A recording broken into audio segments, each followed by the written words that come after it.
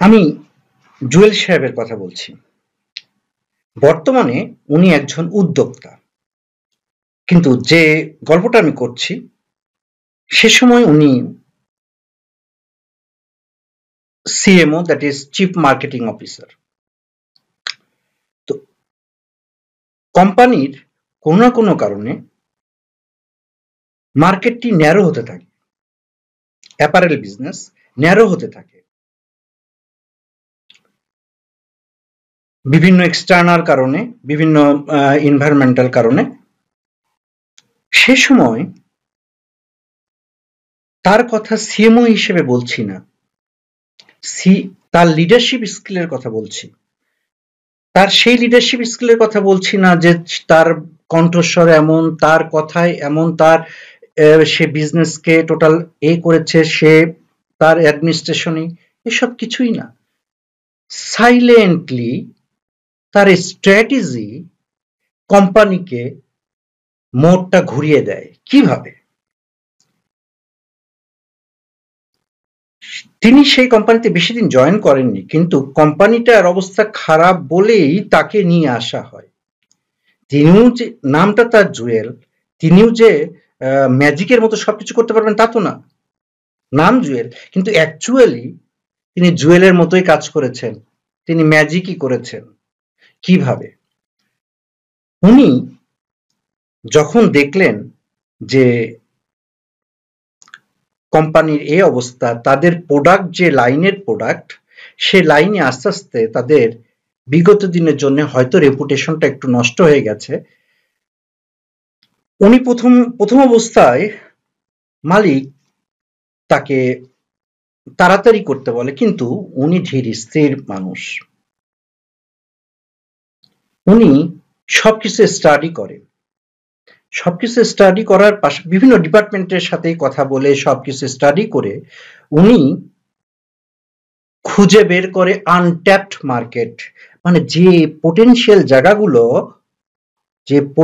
জায়গাগুলোতে খুব কম বিজনেসম্যানরা ইন্টারফেয়ার করে, সেসব কি কি জায়গা আছে এই কোম্পানিটাকে সেই জায়গায় নিয়ে যেতে হবে যদি কোম্পানিটাকে টোটালটা ঘুরাতে হয়।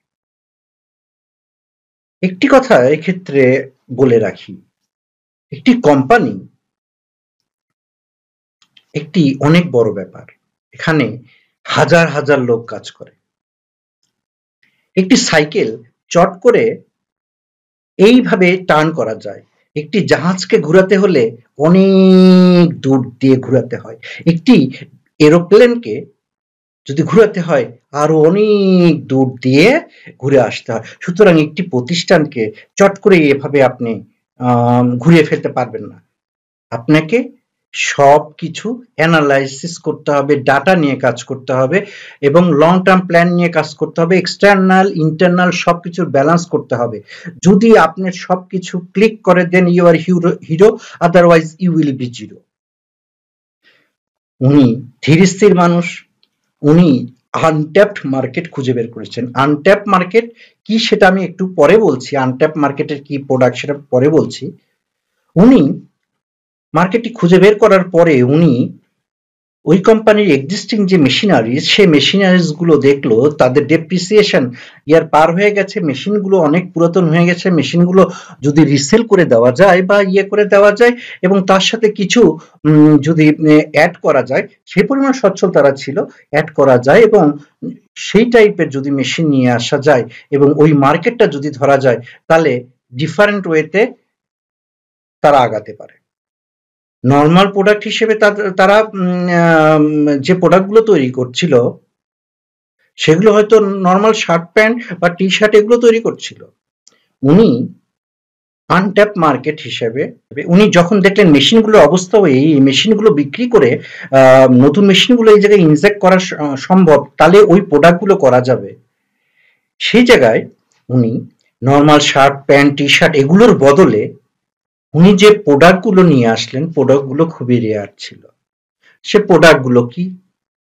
পেট অ্যাপারেল, মানে বিদেশে গৃহপালিত পশু পাখির, যারা হয়তো বাড়িতে কেউ কুকুর পালে, কেউ কেউ ঘোড়া পালে, কেউ বিড়াল পালে, এভাবে এই পেট অ্যানিমেলের একটা বিশাল বাজার আছে, সে বাজারটা খুব কম, দেশীয় খুব কম কোম্পানি এটার কাজ করে। তারপরে ক্যাব, এটা একটা। তারপরে ঘোড়ার পিঠে যে হর্স স্যাডেল যেটা থাকে, ঘোড়ার পিঠে যার উপর বসা হয়, তারপর হর্স ব্ল্যাঙ্কেট মানে ঘোড়ার যে কম্বল যেটা, এ জাতীয় তিনি প্রোডাক্টগুলো সিলেক্ট করেন। কোনটার জন্য কত লাইন, কোনটার জন্য কত লাইন, কোনটার ভ্যালু প্রপোর্শন কি হলে কোম্পানি ফিজিবল হবে, কোম্পানিকে উনি ধরে নিয়েছেন জিরো, সেই হিসাবে এটা করলে কতদিন পরে ব্রেক ইভেনে আসবে, কতদিন পরে এটা ইয়ে হবে, কতদিন পরে এক্সপ্যান্ড হবে, সব অ্যানালাইসিস করে উনি বুঝাতে সক্ষম হয়েছেন। উনার যে অপোজিশনে কেউ ছিল না তা না, অনেকের প্রতিবাদ করেছে মিটিংয়েই, কিন্তু উনি বুঝাতে সক্ষম হয়েছেন। পরে দুই একজন তো অন্য ধারণা পোষণ করবেই, কিন্তু উনি বুঝিয়ে এই কনভার্টটা করে ফেলেন। তাতে সময় নেন উনি 6 মাস। এরপরে 2.5 বছরে এই প্রতিষ্ঠানটি ডিফারেন্ট প্রোডাক্ট করে, টোটালি ডিফারেন্ট প্রোডাক্ট করে এই কোম্পানিটা যে কোম্পানিটা ডুবতে বসেছিল, সে কোম্পানিটা একটা অনেক অনন্য উচ্চতায় পৌঁছে যায়। জুয়েল সাহেব ধীর স্থির ভাবে সবকিছু ঠিক করেই কাজগুলো করেছেন। এর ভিতরে চড়াই উত্তরে ছিল না তা না, এর ভিতরে অবশ্যই অনেক কিছু ছিল। ট্রাবল শুটিং তাকে করতে হয়েছে, তাকে রাত দিন খাটতে হয়েছে, তাকে অনেক সময় তার ফ্যামিলি লাইফকেও স্যাক্রিফাইস করতে হয়েছে, বাট বৃহত্তর স্বার্থে।